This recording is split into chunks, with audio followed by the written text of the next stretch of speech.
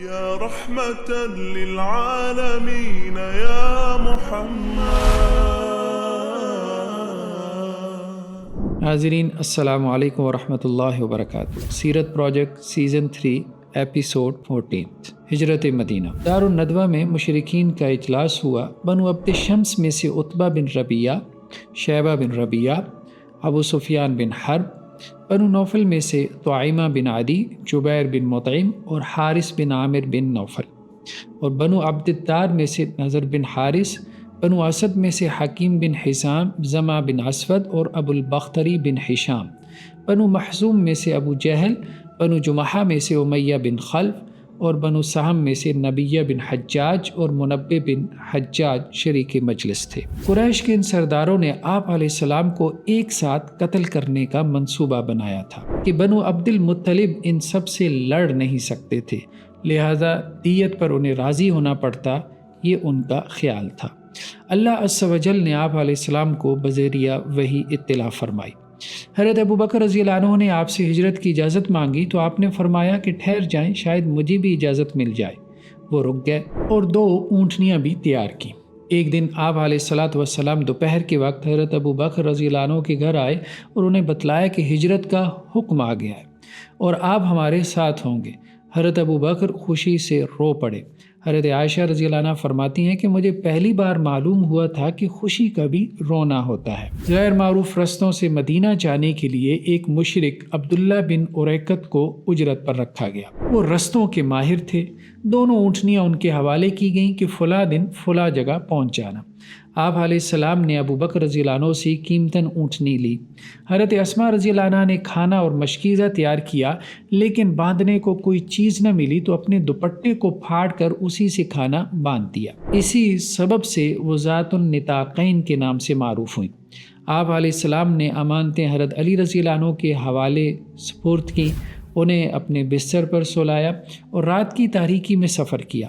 محاصرہ کرنے والوں میں ابو جہل، حکم بن عاص، نضر بن حارث، امیہ بن خلف، زمع بن اسود، طعیمہ بن عدی، ابی بن خلف، نبیہ بن حجاج، منبع بن حجاج اور ابو لہب کا نام بھی ملتا ہے۔ سورہ یاسین کی شروع کی آیات تلاوت کرتے ہوئے آپ علیہ السلام گھر سے نکلے، مٹی اٹھا کر اس پر پھونک ماری اور کفار کی طرف پھینک دی، جس سے کفار کی بصارت چھن گئی۔ آپ علیہ السلام حضرت ابوبکر کی طرف گیا اور وہاں سے پھر دونوں نے اکٹھے غار ثور کا رخ کیا۔ صبح قریش کو معلوم ہوا کہ بستر پر حضرت علی ہیں رضی اللہ عنہ، تو وہ اپنی کوتاہی پر نادم اور شرمندہ ہوئے۔ حضرت ابوبکر رضی اللہ عنہ سب مال اپنے ساتھ لے گئے تھے، جو کہ 5 یا 6 ہزار درہم تھے۔ ان کے والد ابو قحافہ نے کہا، بچوں، ابوبکر تمہیں دوہری مصیبت میں ڈال گیا ہے، خود بھی چلا گیا اور مال بھی ساتھ لے گیا۔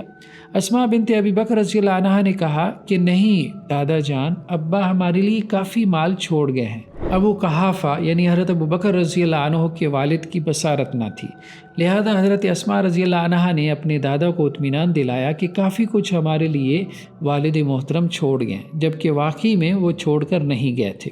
اس وقت تک حضرت ابوبکر رضی اللہ عنہ کے والد ایمان نہ لائے تھے، بعد میں فتح مکہ کے موقع پر ایمان لائے۔ ابن سعد کی روایت میں ہے کہ فتح مکہ کے موقع پر حضرت ابوبکر رضی اللہ عنہ اپنے والد کو آپ علیہ السلام کی خدمت میں لائے کہ آپ ان کے لیے ایمان کی دعا فرمائیں۔ آپ علیہ السلام نے ان کے سینے پہ ہاتھ پھیرا تو انہوں نے کلمہ پڑھ لیا۔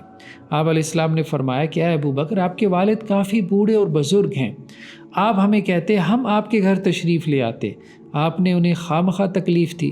اس پر حضرت ابوبکر نے فرمایا، اللہ کے رسول، آپ اس کے حقدار ہیں کہ میرے والد آپ کی خدمت میں حاضر ہوں۔ غار ثور مکہ المکرمہ سے 3 میل کے فاصلے پر ہے اور یہ مکہ کے جنوب میں ہے، یعنی اللہ کے رسول صلی اللہ علیہ وسلم نے جس سمت میں فاصلہ طے کرنا تھا شمال کی طرف، مدینہ کی طرف، یہ اس سے الٹ سمت تھی۔ سطح سمندر سے اس کی بلندی 760 میٹر ہے۔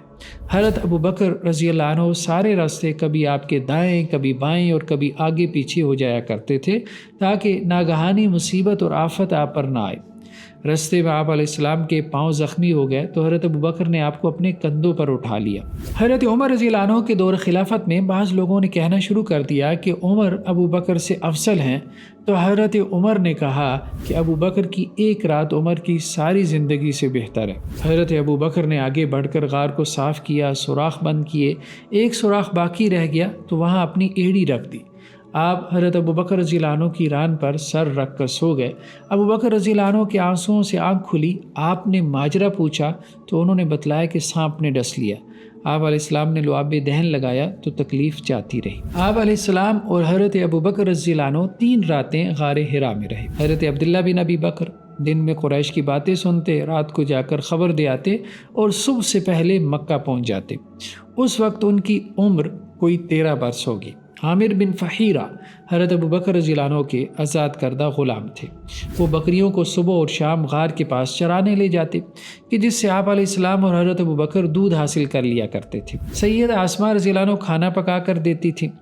ادھر قریش حواس باختہ ہو گیا۔ ان کی ٹولیاں آپ کی تلاش میں ہر طرف نکل گئیں۔ آپ پر 100 اونٹ انعام رکھ دیا گیا۔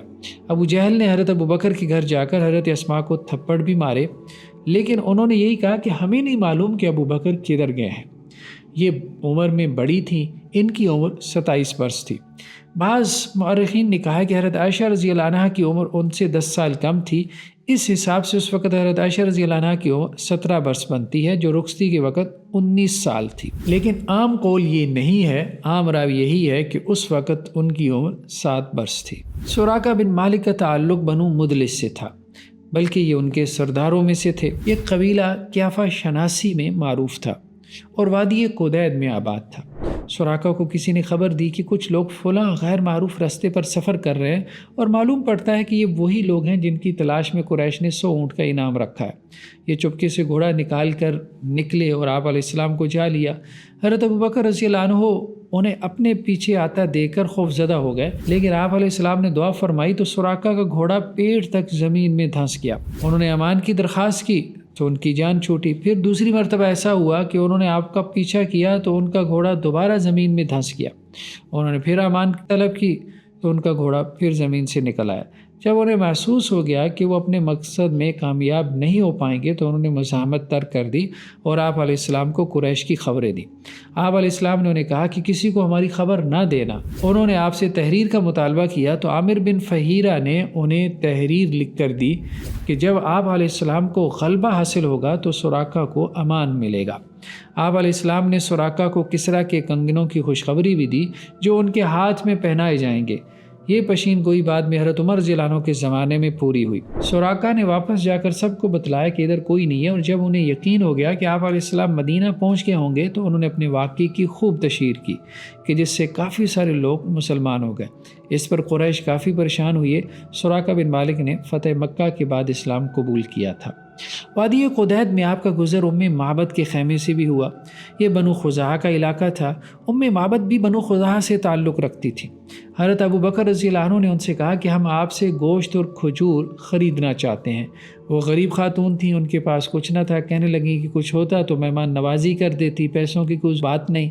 آپ علیہ السلام نے ان سے پوچھا کہ صحن میں ایک بکری کھڑی ہے جو کمزوری کے سبب ریوڑ کے ساتھ چرنے نہ جا سکی تھی، کہ کیا یہ بکری دودھ دیتی ہے؟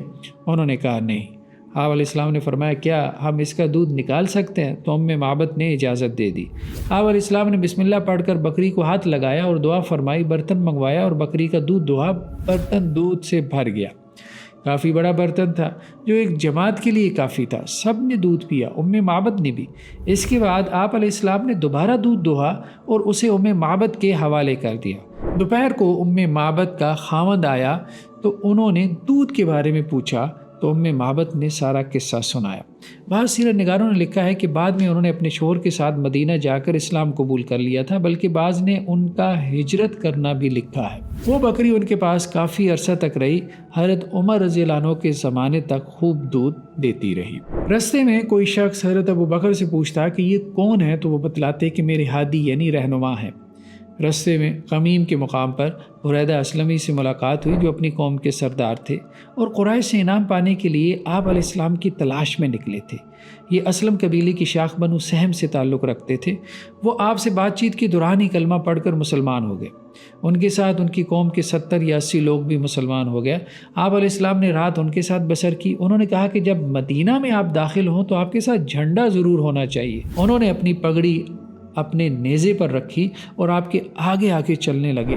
غزوہ احد کے بعد یہ بھی مدینہ منتقل ہو گئے تھے۔ آپ جوفا کے مقام پر پہنچے تو کچھ اونٹ نظر آئے، پوچھا تو بتلایا گیا کہ اوس بن عبداللہ اسلمی کے ہیں۔